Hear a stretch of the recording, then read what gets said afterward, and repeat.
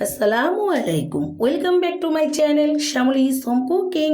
কেমন আছেন ভিউয়ার্স? আপনারা আশা করছি ভালো আছেন, সুস্থ আছেন। ভিউয়ার্স, আজ আমি আপনাদের কাছে একটি রমজান স্পেশাল নিয়ে এসেছি রেসিপি। যে রেসিপি নিয়ে এসেছি স্ক্রিনে দেখে অবশ্যই বুঝতে পেরেছেন। হ্যাঁ ভিউয়ার্স, ঠিক ধরেছেন, এটি হচ্ছে কাস্টার্ড।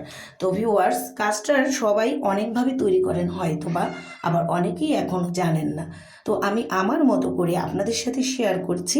ভালো লাগলে অবশ্যই লাইক দিবেন, শেয়ার করবেন, আমার চ্যানেলটি সাবস্ক্রাইব করবেন।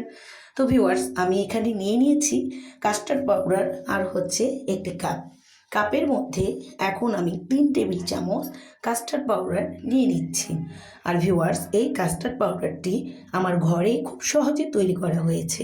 আর কিভাবে তৈরি করেছি সেটি কিন্তু আমি আমার আগের ভিডিওতে দিয়ে দিয়েছি। আপনারা অনেকেই দেখেছেন, আর যারা এখনও দেখেননি তারা আমার চ্যানেলটি ঘুরে আসুন, ঘুরে এসে দেখে আসুন। তো ভিউয়ার্স, এখন আমি এই কাস্টার্ড পাউডারের মধ্যে দিয়ে দিব আগে থেকে জাল করে রাখা গরু দুধ, হাফ কাপ। এই গরু দুধটা ঠান্ডা করে নিয়েছি আর এখানে ঢেলে দিচ্ছি। এবার আমি চামচের সাহায্যে নেড়ে এটি মিশ্রিত করে নেব। তবে ভিউয়ার্স, গরম দুধ কিন্তু কখনই দিতে যাবেন না, এতে কিন্তু সমস্যা হবে, তাই অবশ্যই ঠান্ডা করে দিবেন। এটাকে এখন ভালোভাবে নেড়ে চেড়ে মিশিয়ে আমি পাশে রেখে দিব। তারপর চলে যাব আমি কাস্টার্ড তৈরির প্রস্তুতিতে। পাশে রেখে দিয়েছি আর এখন চলে এসেছি চুলাতে।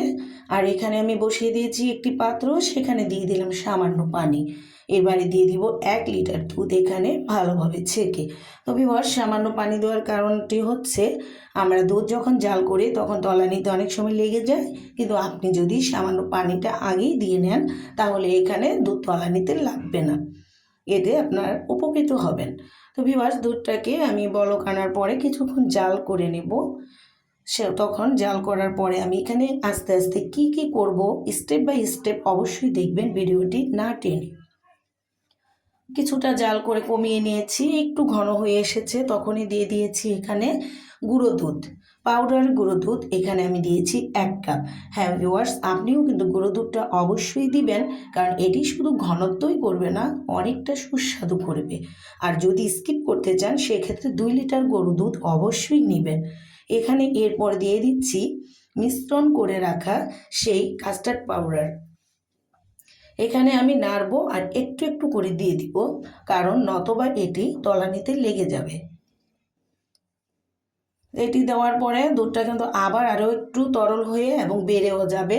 তারপর আস্তে আস্তে এটিকে আবার নেড়ে চেড়ে বারবার নাড়বো আর জাল করব। হাই হিট দিয়ে এটিকে আমি শুকিয়ে ঘন করে নিব। আর যতটা ঘন আমার কাস্টার্ড তৈরি করতে প্রয়োজন ততটাই করব। অনেকেই কাস্টার্ড একটু বেশি ঘন খায়, কেউ মিডিয়াম, কেউ পাতলা। তো আপনারা আপনাদের পছন্দ মতো অবশ্যই করে নেবেন। আমিও করে নিচ্ছি।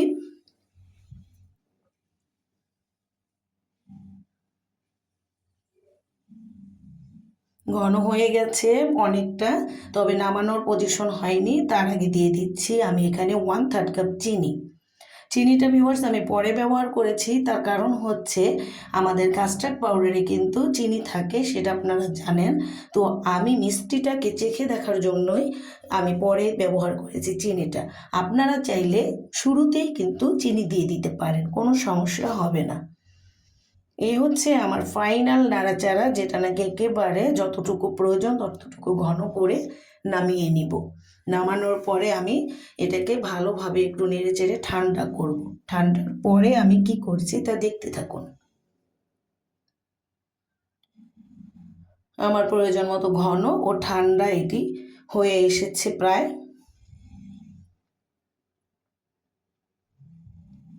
সম্পূর্ণভাবে ঘন হয়ে গেছে। আমি এর চেয়ে ঘন করবো না, তবে এটি ঠান্ডা হলে কিন্তু আরও ঘন হয়ে যাবে। সেই পরিমাণ বুঝেই কিন্তু আপনারা ঘন করে নামাবেন। এখন আমি এটি একটি বাটিতে ঢেলে নিচ্ছি, তবে একেবারে গরম অবস্থায় কিন্তু না। আমি পাতিলে এটি নেড়ে চেড়ে ভালোভাবে ঠান্ডা করে তারপরে নিয়েছি। আর যতটুকু গরম আছে বাকিটা আমি ঢাকনা দিয়ে ঢেকে ফ্রিজে রেখে দেব নর্মাল টেম্পারেচারে। সেই নর্মাল ডিপে ফ্রিজে রেখে দেওয়ার পর আমি এটি নামিয়ে নিয়েছি। তো এই নামানোটা হয়েছে কখন ভিউয়ার্স, আমি রেখেছিলাম রাত্রে আর নামিয়েছি আজ ইফতারের আগে। কারণ আমি এটি ইফতারে পরিবেশন করব, তাই আমি ইফতারের আগেই এটি সম্পূর্ণভাবে প্রস্তুত করব। তো এখন আমি এটি যেই বাটিতে তৈরি করব সেই বাটি নিয়ে নিয়েছি এবং একটু সৌন্দর্যের জন্য দিয়ে দিয়েছি চকলেটি। তো এখানে আপনারা রুয়াবজা দিতে পারেন, আমিও দিতাম, কিন্তু আমার রুয়াবজাটা পছন্দ করে না, ও পছন্দ করে এই চকলেটটা, তাই এখানে দিয়েছি।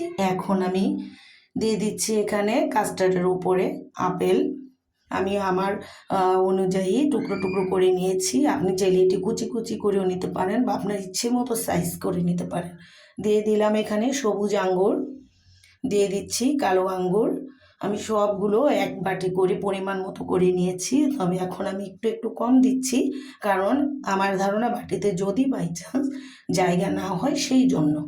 কলা দিয়ে দিলাম, এখানে পেঁপে দিয়ে দিলাম। আসলে ফলটা আপনাদের পছন্দ অনুযায়ী আপনারা দিয়ে দিবেন যে যার মতো করে, শুধু এখানে টক ফলটা দিবেন না, এতে করে কাস্টার্ড নষ্ট হবে। এবং এটি আপনারা একবার তৈরি করে প্রায় 3 দিন নর্মালি রেখে নামিয়ে ঢাকনা দিয়ে ঢেকে রেখে নামিয়ে নামিয়ে খেতে পারবেন। সম্পূর্ণটা মিশ্রিত করছি এবং একটু করে আমি এটিকে সাজিয়ে নেব। তার আগে বলি ভিউয়ার্স, রেসিপিটি আসলে আপনাদের কাছে কেমন লাগলো? যদি ভালো লেগে থাকে তাহলে অবশ্যই আমার চ্যানেলটিতে একটি লাইক দিবেন, শেয়ার করে পাশে থাকবেন এবং সাবস্ক্রাইব অবশ্যই করবেন। আর যারা সাবস্ক্রাইব করেছেন আগে থেকেই এবং সময় দিয়েছেন তাদেরকে অনেক অনেক ধন্যবাদ। তো আমি কথা বলতে বলতে কিন্তু সাজিয়ে নিয়েছি আমার কাস্টার্ড রেসিপি। আর ভিউয়ার্স, আপনাদেরকে আমার পাশে চাই, অনেক ধন্যবাদ জানাই। তো আজ এখানেই সাজিয়ে গুজিয়ে শেষ করছি এবং ইফতারি এটি আমি পরিবেশন করব। সবাইকে জানাই রমজান মোবারক এবং আগামীতে ঈদ মোবারক। Bye bye viewers.